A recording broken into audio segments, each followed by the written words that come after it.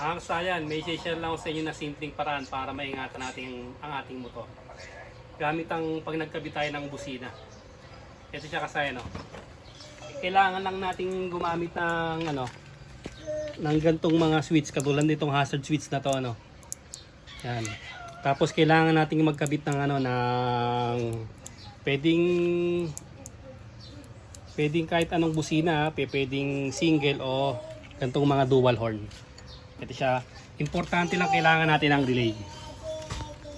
Marami na tayong video dyan, kaya iano ko na lang sa inyo ito lang mabilis kung paano yung pagkakabit dito. Ito yung kailangan natin, nakahiwalay siya. Ito. Nakahiwalay yung ating pindutan. Yung number 86 ng relay, ito ilalagay natin dito. Ito 86 sa isang pindutan. Tapos sa isa accessory wire. Ayan siya. 86 ng pinaka switch natin, tapos sa may accessory wire. Ito siya ba? Tapos yung 87 ilalagay natin sa positive ng busina. Ayan yung dalawang positive ng busina. Yung negative ng busina, body ground. Ito siya. Pag gusto nyo panoorin na, meron tayo dyan na pagkabit ng dual horn. Tapos yung number 85, ito body ground. Ito siya, 85. Nailagay na natin yung 85, nailagay natin yung 86, yung 87, nailagay na natin isa na lang, number 30. Ito siya, fuse. With fuse na 15 amperes. Yan, okay na. Ibig sabihin, meron na tayong busina. Ito na siya ngayon.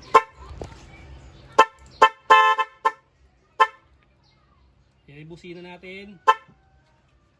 Yan, gulos lang ng ating pindutan. Yan.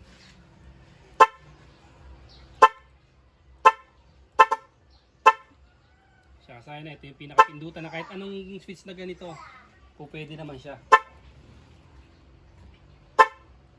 Ngayon kasayan, pagka gagamitin nyo siya, pagka gusto yung gamitin na parang naka-alarm na siya, pindutin nyo lang siya. Ayan siya. Para pagka may nagtangka, ganito yung gagawin. Naiiwasan natin.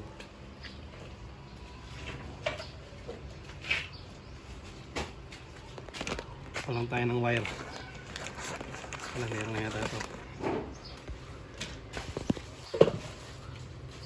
Kailangan nyo lang merong relay. Limbawa, ito yung pagrekta. Positive.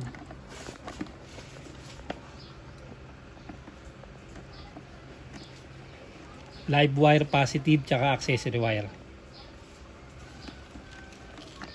Tapos accessory wire kahit saan yung accessory wire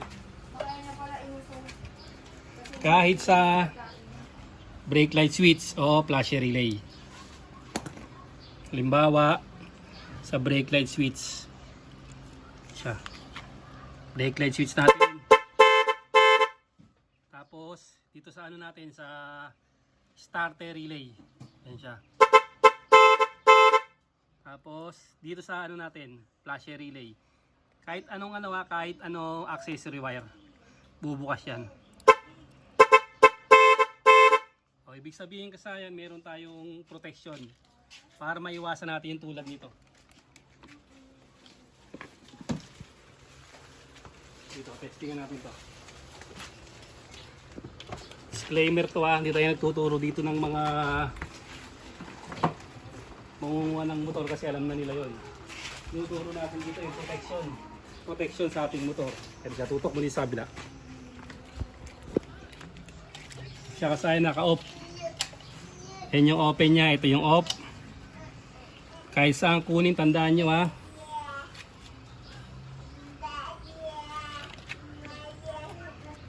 accessory wire at accessory wire saka live wire.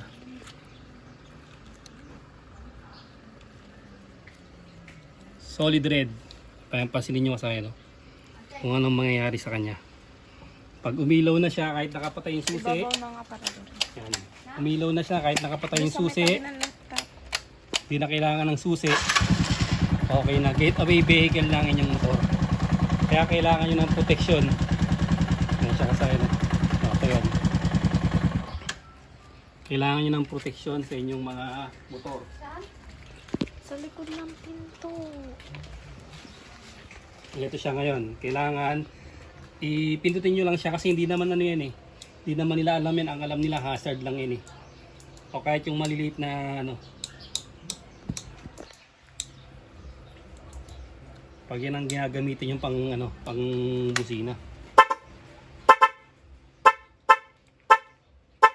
Tapos pagka pinatay nyo siya, buksan nyo lang siya, open nyo lang. Para pag mayroong nangahas,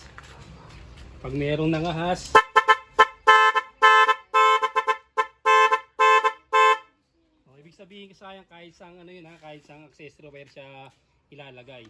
Hindi pwedeng wala kayong relay kasi masusunog yung wiring nyo. Kaya kailangan yung relay para yung wire hindi siya mag-iinit. Pagka walang relay, delikado sa businang tuloy-tuloy. Ito naman kagandahan naman to, yung busina natin, kahit dual horn, kahit stock horn, kahit yung mga pang jeep, pwede siya. Kahit anong gamitin yung busina, importante lang on nyo lang siya. Kasi pag hindi naka-on yan, hindi rin siya tutunog.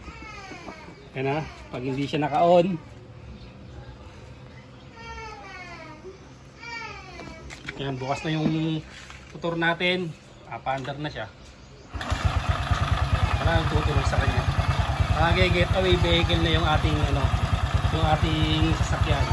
Lalo na yung mga badya, napakaluwag, dinudukot lang sa may ano, sa may pinaka-head niya. Dinudukot lang yung pinaka-head, tapos yung mga ano, yung ganito mas madali. Ito.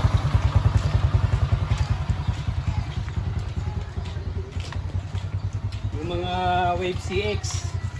Ito pala yung mga mas madali oh. Ito siya, tingnan nyo ha. Ayan, kasi meron na siya sa loob na ano, accessory wire. Accessory wire tapos yung battery. So kasi walang battery. Ibig sabihin mas sa loob lang siya, mas madali siyang ano, mas madali siyang buksan kaya kailangan ng proteksyon. Pero nung tayo dyan, naglagay tayo dyan yung lambada sound yung ano, lambada sound yung ginamit natin na ano na proteksyon. Ito magandang proteksyon na to para sa inyong mga motor. Lalo na yung mga malayo sa ano, malayo sa bahay yung parkingan. Para may protection pag dumikot sa ating motor. Tandaan nyo siya kasayan ha.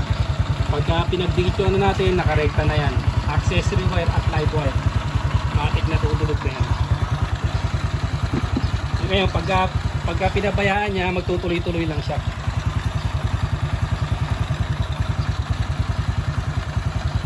Ngayon, nakarekta tayo ha. Ipatay natin, tapos buksan natin yung ating protection.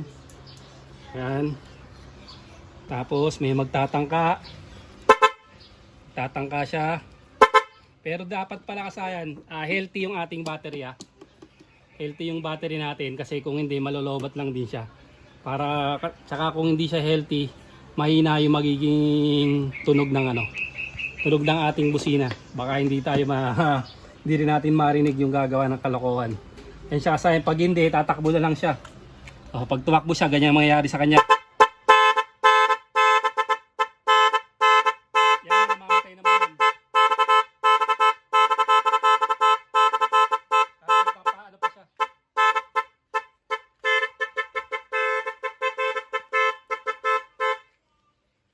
Papatay na yung ano natin.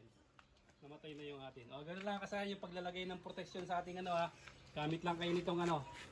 Gamit lang kayo ng hazard switch. Hanggang dito lang mga kasayan. Salamat sa panonood.